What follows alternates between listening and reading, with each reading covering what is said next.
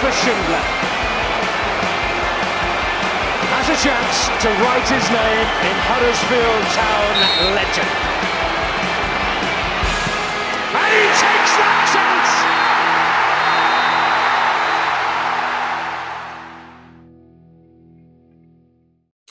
Hello and welcome to another pint-sized preview sponsored by Magic Rock Brewing.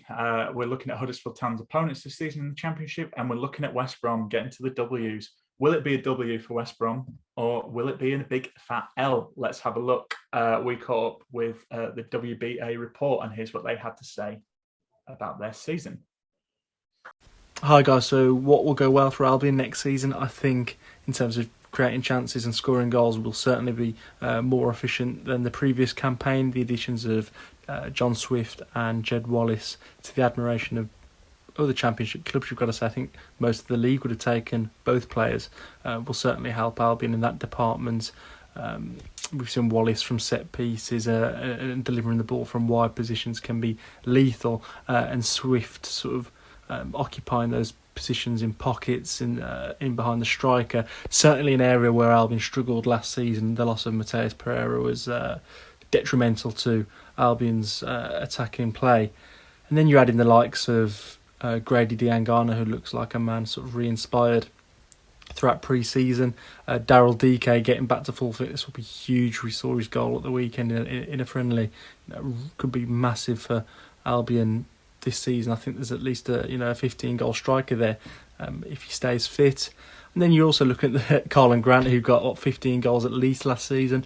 Matt Phillips, a proven Championship performer, and Callum Robinson's lurking in the background too. Whether he stays at the club, we'll see. But definitely, I think we'll be much more efficient in scoring goals, creating chances this season.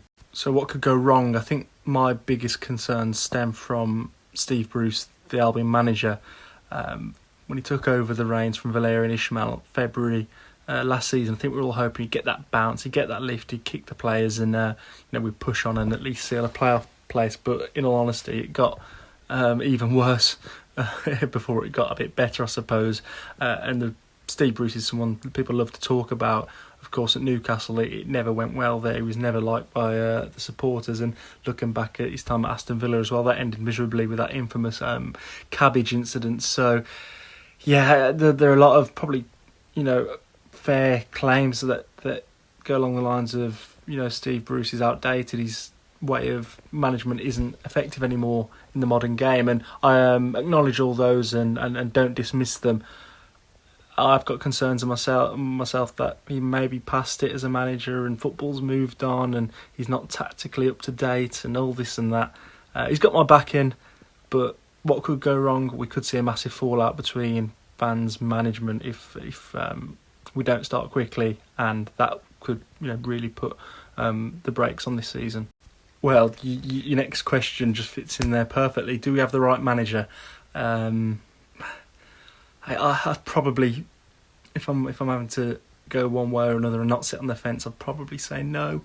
I get my concerns just stem from last season and how it went for Bruce at Newcastle and Villa and how football's moved on. And yeah, however, you can certainly point to his experience in terms of winning promotions. I only think Neil Warnock's won more from the Championship or something along those lines. And you can't deny that Bruce has shown pedigree in bringing in three top-class players in Jed Wallace, John Swift and OK Yokuslu. So he certainly helped us in that department. But you've got to see now on the pitch, can he get us the results that we need for to mount a promotion battle?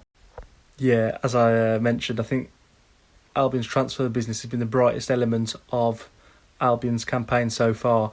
Jed Wallace and John Swift, two players that I think every club in the Championship would have taken. I was surprised a few Premier League clubs weren't in for both players, really, especially Swift. So, yeah, I don't think you can have any arguments about the business we've done so far. OK Yokuslu returns to the club, a player who was more than good enough for Albion in the Premier League. So I think everyone's shocked that we've actually brought him back somehow. But there we go. Brilliant business again. I think Albion fans would like to see the club do now is move a few out the door. I'm looking at the likes of Callum Robinson, perhaps Carl Bartley, a few players whose time at the club perhaps has come to a natural end free up some room on the wage budget, on the transfer budget, and then make a move for perhaps a defender and a second striker. But all good, really, so far so good for Albion in terms of transfers. When looking for a key player, I think I always look to someone who we won't have a successful season without, and who I think will rely upon most. And that man for me has to be Daryl Dike. We saw how good of a championship striker he can be at Barnsley, the 6 months he had there, how effective he can be. He's a goal scorer, his hold-up play is immense, he's a workhorse, and we don't have another striker really, so without him, who knows where we'll end up, and having no goal scorer will just mean we're not going to get promoted and not going to be in and around the top 4 or 5 teams. So I think Daryl Dike is probably our most important player. You can look at positions and think, well, we've got on the left hand side Diangana, Callum Robertson, Grant, Matt Phillip. Also in attack we've got all those players. We've got decent midfield options in Livermore, Yakuslu, Mowat, Malumbi, Gardner Hickman, Bartley, Semi, O'Shea at the back. So we've got depth in all of the positions but striker, and that is why I think Daryl Dike will be Albion's most important player this season. Thank you for having me. Okay, West Brom. So, the Baggies. Tricky one for me. They could either go up automatically or finish 12th. I really wouldn't be surprised. They've got one of the stronger teams in the league on paper for sure. I really like who they've brought in, John Swift and Jed Wallace. And obviously they have Mowat, Carl and Grant, if you think he could, be a bit more consistent. But I'm not so convinced about Steve Bruce at this level anymore. I could be proved horribly wrong, but this West Brom to me, if you had to push me at the time of recording, I feel like Bruce is gone by Christmas. And then again, maybe they get a new manager and go on a run and around the playoffs. So I think they could have a similar trajectory to Forest, but I don't know if Steve Bruce will be in charge at the end of the season. We will see. I just think their signings have been pretty good as well. But who knows, West Brom? They're typically a yo-yo club, but I think last season was a bit of a surprise to everyone. And you'd be tempted to say they can't be as bad as they were last season. But again, I have my doubts about Steve Bruce. But Tom, you're nodding. Do you agree with me? I know we have spoken about Steve Bruce novels quite a lot, but will he write another exciting chapter in his own history of management? No, I'd be copy and pasting exactly what you just said, Brady, and putting it in my own book because, for me, I just got that feeling about Steve Bruce that this is it. Personally, you never know, he might surprise us and go and do a Steve Bruce classic and win the league or something. But I just think he's past it. It's just maybe not working at West Brom for him. And like you said, maybe someone else will come in and push him on to playoffs this season. But for me, if Steve Bruce is still there, mid-table again. Dave, are you a big believer of Bruce Ball, as they call it, I'm sure? It's not that I'm a big believer, but I think they have an excellent squad. I think they have a really, really good squad. And I'm slightly different. I think they'll be fairly secure in the playoffs and they could be nudging towards the top 2. They've got goals. They're solid at the back. They've got depth.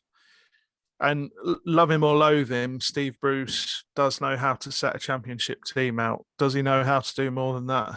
It's not for me to say. But I think they'll be fine. I think they'll be absolutely fine, and I think they'll be up there. Matt, do you agree? I look at West Brom and I like everything about what they've got coming up. But the only thing stopping me from saying top 2 for West Brom is Steve Bruce. I just not sure whether it just feels like his heart's not quite in it anymore. I think Newcastle and Villa were really punishing jobs for him, and he's come out without West Brom. And obviously the scrutiny and the treatment is nowhere near as harsh as what he got there. And I'm just not sure whether Bruce has recovered from that and has that about him to want to push on. If he doesn't, I think West Brom will get rid of him quite quickly and bring someone in like Carlos Corberán who will take them on. If Bruce has rekindled his love, then he'll stay. Like Dave says, he knows the Championship. He's got a number of promotions from this league. But I do fancy West Brom. You look at Daryl DK's back, Jed Wallace, John Swift, and a really good signings. They've brought someone else in, haven't they? In the last day or two, whose name I can't pronounce, from Celta Vigo, who sounds to be pretty good. And I like everything about what West Brom have on paper. They've shifted some other players, and I think this also has to be the season West Brom go for it. It's the second season out of the Premier League. The parachute money runs down to 12 million. Is it still for next year? West Brom know that this is the season that they have to go for it, and I do fancy them to be that. It's not really a surprise, is it, if they come in the top two? But Grant, Swift, Wallace, DK, that's decent, isn't it? That's damaging. I think they'll be good. Certainly is, but we will see if they're boinging in an upwards trajectory or boinging down. We'll find out. But thanks for joining us on another pint-sized preview. I hope this one went down smooth.